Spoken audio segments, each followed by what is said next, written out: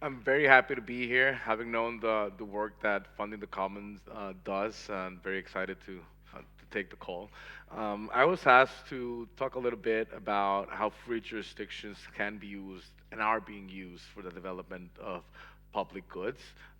Knowing that the time is limited, I do want to leave you with like three key ideas that I would wish for you to take home.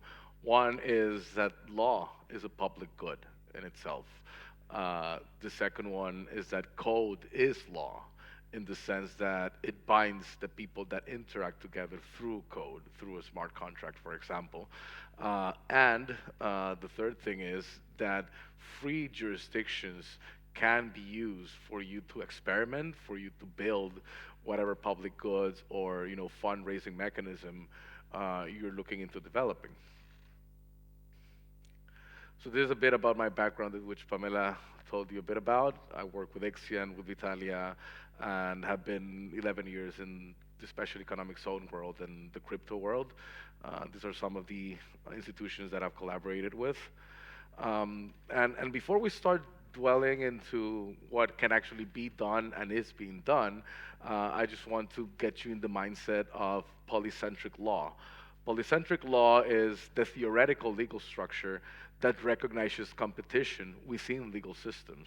You see that the legal frameworks from different countries or from different provinces or regions do compete with each other. You see this in the United States, as a common thing right now. A lot of people from California moving to Texas and so on.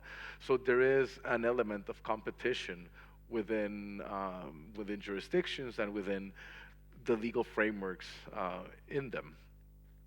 And the idea of polycentric law is, what if we can further develop this phenomena of competition that brings innovation and let them compete, let the legal frameworks compete, maybe within one single jurisdiction.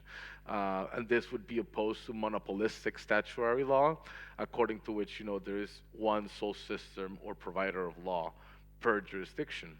So say you're in one place, we are in Buenos Aires here, there is one set law in Buenos Aires if you want to open a meat store or a bank, right? What if we could apply different legal structures within one territory? This is some reflections from Friedrich von Hayek about common law allows for a bit more flexibility and innovation, so it's more business friendly, but it can leave areas unaddressed, which continental law is good in foreseeing. So he thinks, after some reflection, that the best scenario for a country is having continental law that allows for pockets of jurisdictions with common law being applied. Um, you can find several, no, this back. You can find several free jurisdictions around the world, right? There's over 4,000 special economic zones around the world. Some are just very traditional free tax zones, but then you have more complex scenarios like those found in Dubai or those found in South Korea or the several ones in China. And you can use them for you as a sandbox for you to develop your project, to develop your idea before scaling it potentially to a bigger market, right? Just a little bit about Prospera and the special economic zones in Honduras. These are essentially zones with a high level of autonomy. They can issue their own law regarding commercial matters, labor matters, tax, etc., except migration and criminal matters. Um, this is where it's at in Honduras. And something for our purposes that is interesting is that the commercial regulations in Prospera are based on ULEX. ULEX is an open source legal body that's based on the Uniform Commercial Code from the US, which is essentially, an agglomeration of case study of, awards, the sentencias in the US, so you can read it as a code. So it's also very recognizable for attorneys that come from a continental law background. And that is as a public good was taken and was developed on top of. Um, And what if we were talking a bit about polycentric law and the competition that happens between legal frameworks? So Prospera really takes it up a notch, and we're saying, let's those dynamics work to its final result. So there are certain industries, these industries, because they're particularly sensitive, of course, in Prospera, that they need to perform what's called a regulatory election. Construction, energy, food and agriculture when it's industrial, health, finance and insurance, waste management, you need to make a regulatory election. It essentially means that you get to decide how you want your company or industry to be regulated according to international best practices, of course, and needing to comply with the international treaties that Honduras is part of. But it gives you this option. One is you can pick the legal framework from a best practice peer country, which are over 32, mostly OCDE countries.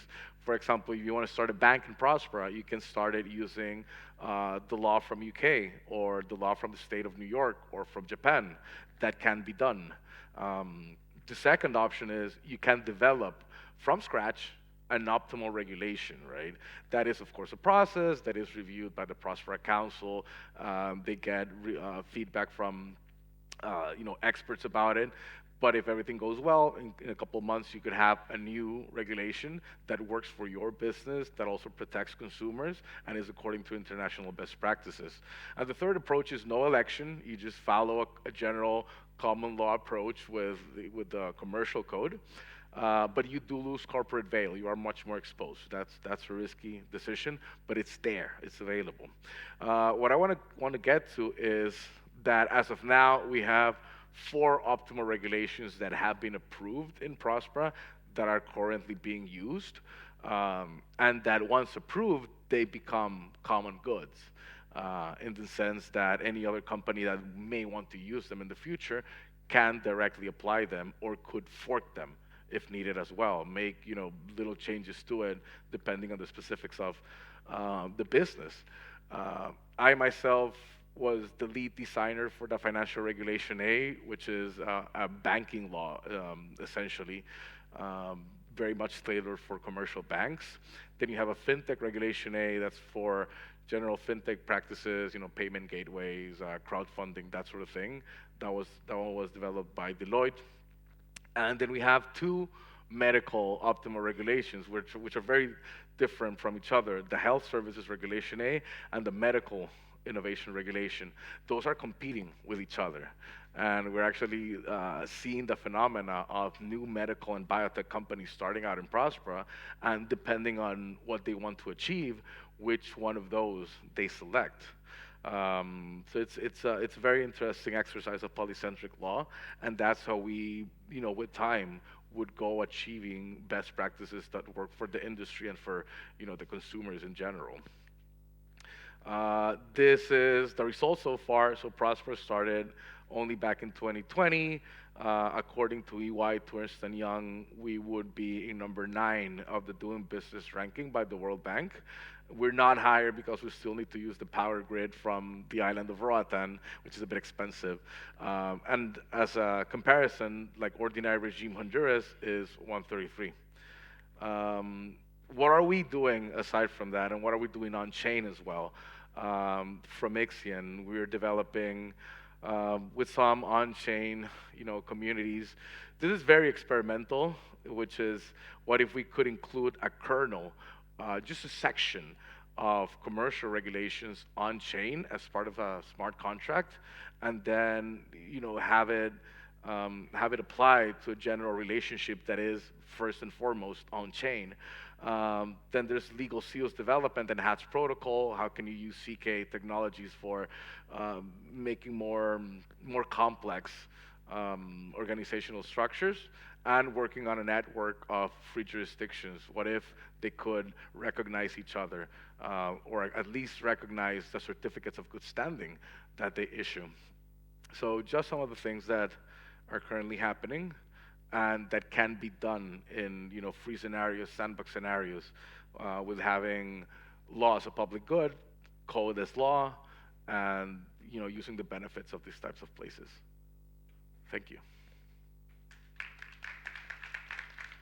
Right.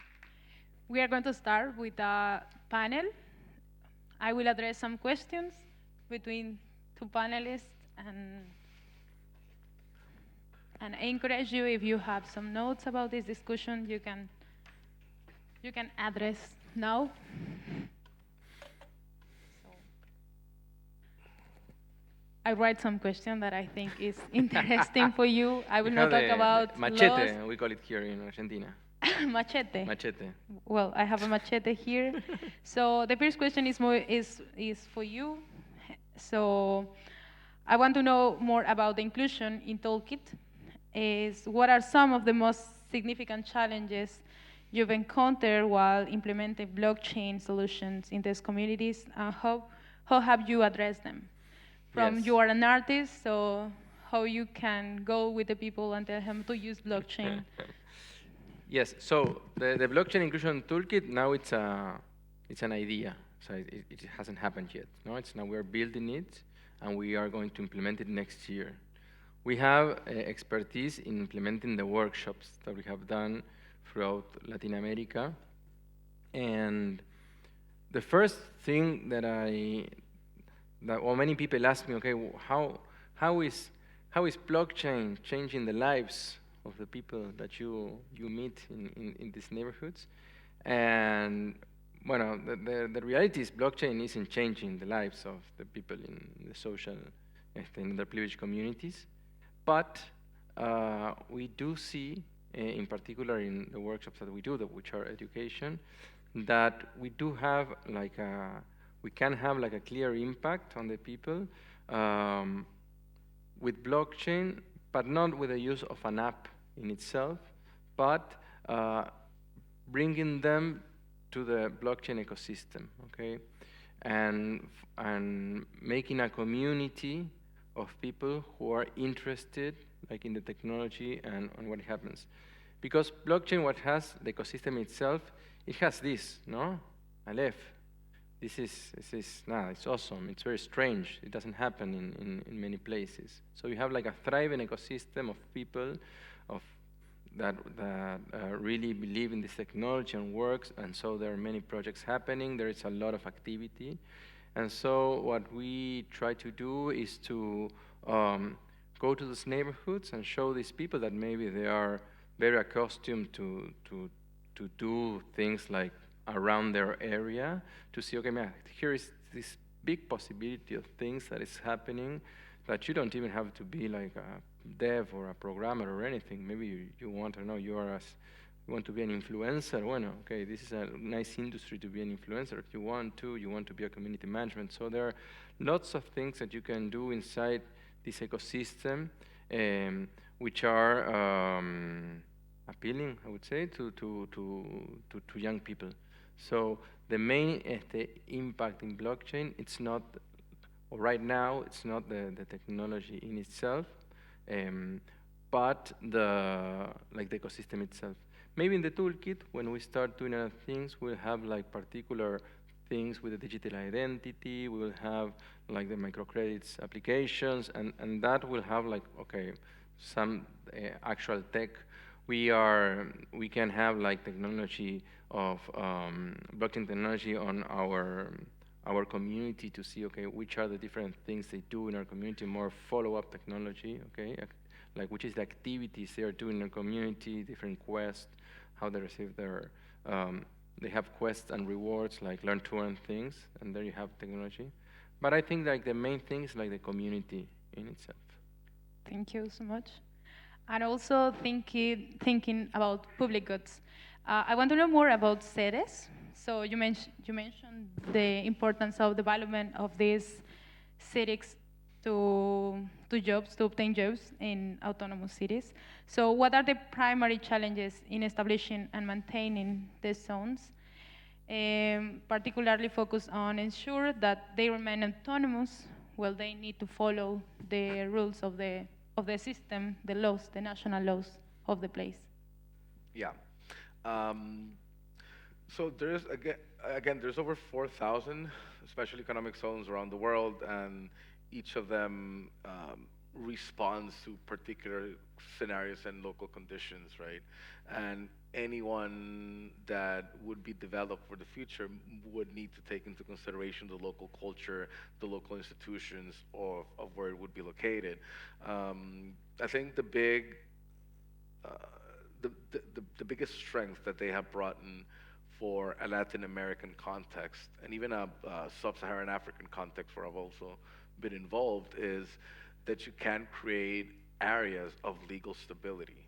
You can create a zone where the law is fixed and is not going to dramatically change with a change of government, right? Which is what many times we see in Latin America, right? Is one type of government comes in, then it wants to repeal everything that the last government did, and then a new one comes in and does that as well. So you usually don't get these long-term visions and long-term projects and programs for the development of a particular country. So if you can create these zones, they can be very little, relatively. Like Prospera is maybe 500, 600 acres now. It's bigger than Monaco, but still, fairly small. And you can replicate these good institutions, this rule of law, that law is applied, that you have access to swift justice, right? That you have common sense regulations where you can compete internationally and build products that can compete internationally, then you give people of your country a chance to build stuff. Because if not, it's harder, right? You need to if you want to then incorporate a C corp in the U.S. or something that becomes expensive. No, what if you could do it in your own country without leaving, and make these places of prosperity, places of development, and that in time, if everything works out, the good practices that are achieved there, the lessons learned, can also be replicated in the rest of the country. Right. So you need to understand more about the things that they are doing in a short community. So how to address the environmental impact into these communities. Talking about Prospera, is how the regulations balance economic development with environment sustainability. I want to know more. Yeah, actually, that's one scenario where, again, I feel incentives are very well balanced, in the sense that, okay, environmental damage. What is really environmental damage? Contamination and economics. These are known as negative externalities, right?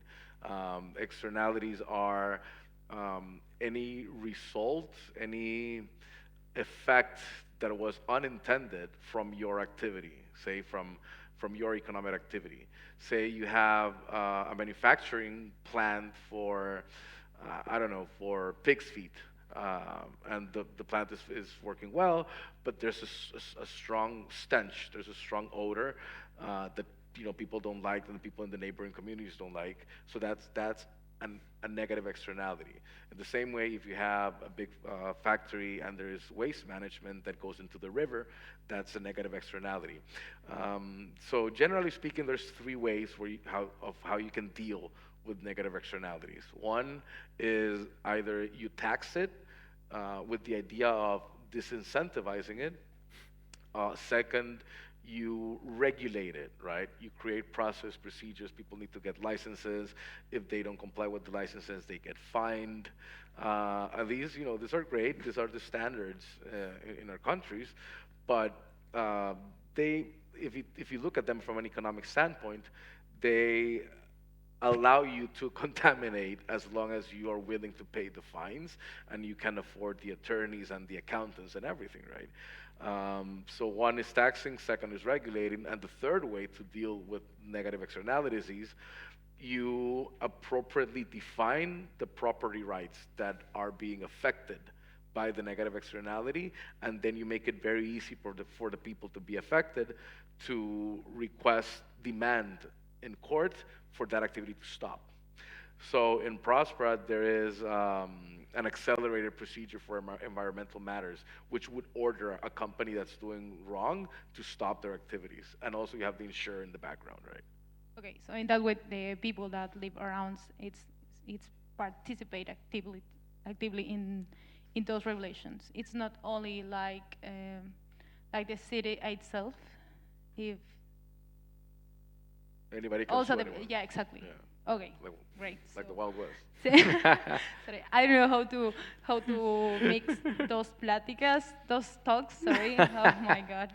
But I will. I want to ask something about sustainability, talking in the same line. So thinking about the full scale, the development of your toolkit.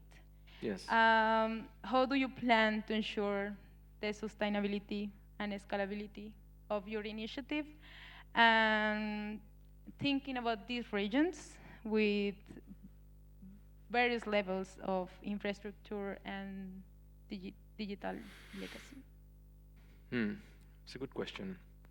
So, one of the things that we have noticed on the years that we have been working with communities is that if we want sustainability, or so if we want something that we start to continue on time and to go in a good way and not to dissolve, we really do need like people who are working on those communities to be involved. Okay, so it will be impossible to think on a long-term plan in a community if we come from the outside and we give a few talks and then we leave and then nothing happens. Okay, so we really believe that to have like the right partnerships and to associate ourselves with the right organizations who are already working in the communities, it's like a key step of the whole like blockchain toolkit.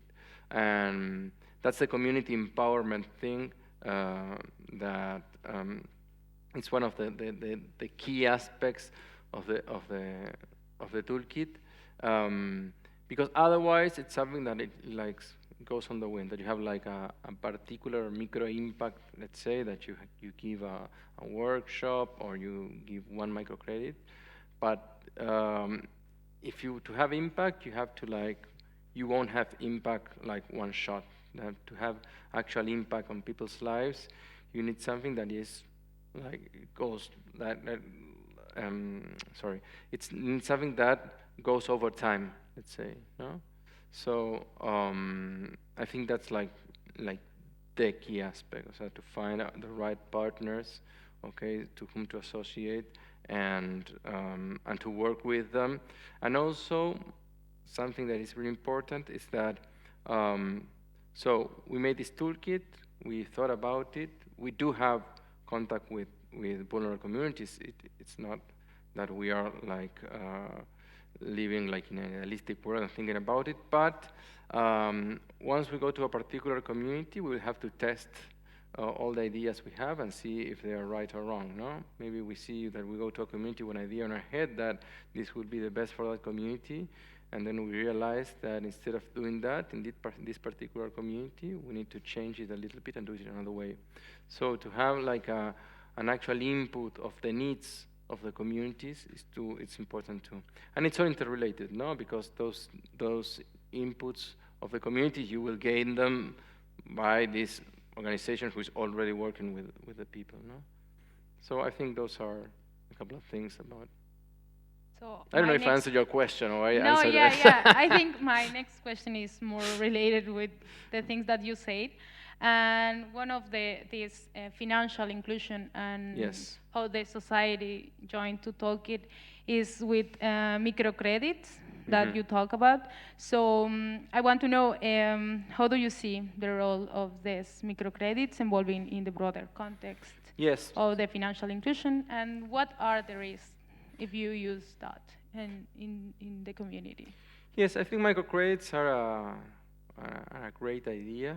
You know, there is this Nobel Prize winner, Yunus, who is like an Indian guy who made this microcredits development in communities and has a lot of expertise. And we have been working with, talking to an organization who is very aligned to what Yunus did, which is called Mujeres 2000. And we are starting to have talks with them to see if they can help us define how we would do these microcredit things in the blockchain inclusion toolkit. I think microcredits are crucial because most of the people in the communities are people who don't have like access to credits in the banking side. Many are unbanked, and these microcredits are small amounts of capital. So maybe it's a credit of $100. We're talking about not 100,000, but very small credits that can help a particular small business of a particular person of a community to develop. Maybe it's to buy, harina, to make pastries or something, and they need to only little money, and then they will give back that money. So what it does, to have microcredits in place, it's something that it will encourage. Let's say it will encourage like the mini economic parts of a community to grow and to thrive. So for us, it's like it's a key component. And another thing which is important, it's like when we're talking about microcredits, we're always talking about training microcredits. It's not just give out money to do, but the idea of the toolkit is to have itself a part of training those entrepreneurs. Okay, I'm not just giving you the money, but I'm training you. It's like an incubator, for entrepreneurs in vulnerable communities. And after the training, we will give you the microcredits and make you help you with a follow-up of your particular small business. Okay, thank you. I'm trying to figure out how to do a question for both. And it's very difficult. No. But thinking about it, I was aware that both are talking about how to onboard new people, about education, about the financial inclusion. So what are the strategies that you did to start the projects that you have? I mean, I understand how you are giving talks, how you are talking with the people in communities to know more about how to protect the environment, how to start in blockchain, but I mean, what are the strategies that you think will be the best for your projects? And yeah. Well, I think this is something that we have been discussing the last few days during Crecimiento in general. Like we sort of know what's the way that we need to follow. Make products with better user experience that are easier to use, that are more intuitive, and that hand in hand with long-term education processes as well. If you can get to kids or to people from high school and start teaching them about this, that's wonderful. Having the information and the experts available, the information available, and that way also start shifting a bit the culture about it all, which I think Argentina is a great case study for it all, right? The level of adoption that you have here. And what maybe I would also want to add, like from my experience in free jurisdictions in general, is that I see it as a very good sign that the efforts that are currently being made here for maybe developing a regulatory sandbox, maybe developing some sort of scheme that makes it easier for companies to be developed.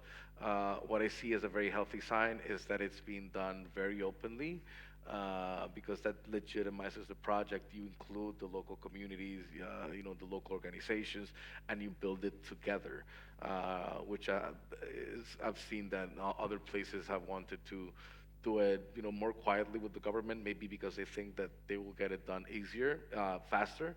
Maybe they do get it faster, but then you're not as legitimate. People don't know much about what you want to build. Okay. So I think that to increase or to make like what we do to have like a more insertion, as I want to call it, is to see what are like the needs, of the people you want to serve. I think that it's like something crucial, to stop a little bit. Maybe we have lots of good ideas and lots of things we want to do, but and we start like building and doing and doing and doing, and sometimes like we forget about like the users or like the end, like the end users. And so I think a critical aspect to have like a really nice onboarding or to get this technology to reach a lot of people is to be very user-centric, to say, okay, it doesn't matter if I think about the staking of the DeFi, qué sé yo, which is maybe in your mind is excellent, but okay, but what does the user want, no? And I think that is something that it's really important, like in all aspects, no? Maybe in the more tech side of an application itself, I see it more in the way we give our workshops, what is that we teach, how we teach it, what are the comments of the outcomes that we get after we do what we do, how we interact, which is a response that we have for the communities that we're working with. So I think that feedback and that sort of focus on where to look at to see what is that has to be done, it's really important, like an user-first approach, which I think that in blockchain in particular, maybe it's not there sometimes or many times, that you have like this lousy user experience, when you use Web3 and stuff. And I think that is something that, little by little, it's something that it can be done, but I think like it's critical. Okay, thank you both. I will address the last question, and then you can tell me some close remarks. So it's for both also. Could you share more about how this thinking in regulation and thinking in educational way, how this regulation and educational things are crafted, and what makes them optimal compared to traditional regulatory frameworks in your side and traditional educational frameworks? Well, I would say that regarding regulations, and you mentioned the word optimal, it's like, what are you optimizing for, right? Okay. What do you actually want to achieve with them? And in that sense, there's several like resources that you can use for comparing the conditions in different countries. You have like economic indexes from Heritage Foundation or Fraser Institute, that they themselves gather a lot of data, and then you have a pretty good idea, like, where is your country, what do you want to improve, like, is it a problem of rule of law, is it a problem of a stable money, for example, of international trade regulations, and you do like an x-ray of it all, right? And then depending on what you want to optimize, say you want to have a place where law is respected more and is enforced more, for example, or you want to attract talent, for example, digital nomads. So what do you need to do from a migration standpoint? And then you go building them. It is social science, so it is not an exact science, but we have at this point in time fairly good references and case studies and models that have worked that can be replicated, on a national level, or even just in a community level, or even just in your DAO, right? There's, new practices, good practices that are being discovered every day. You have 30 seconds. 20 seconds. So, I agree with everything you said. No. So what makes maybe different more optimal? I don't know if more optimal, but I think that traditional education, as we are like a new organization, we're really small, we're really able to design our workshops in a way that we think encourages learning. So one thing that we do in our workshop, it's called self-organized learning environments, which is Sugata Mitra, another Indian guy, lots of Indian guys, developed this kind of way of teaching, which is, I don't teach you exactly what you need to do, but I give you like the headline, and then I leave you alone for you to discover how to do it. Okay, so that's like a practice we do a lot in our workshops, and it takes up more time. Okay, you have more time spent because they have to figure out how to do things. It's not that you cheat it, but the knowledge that it's being acquired in that way, it's very, very potent. Okay. 15 Thank you seconds. both for that amazing talks, and thank you for your attention.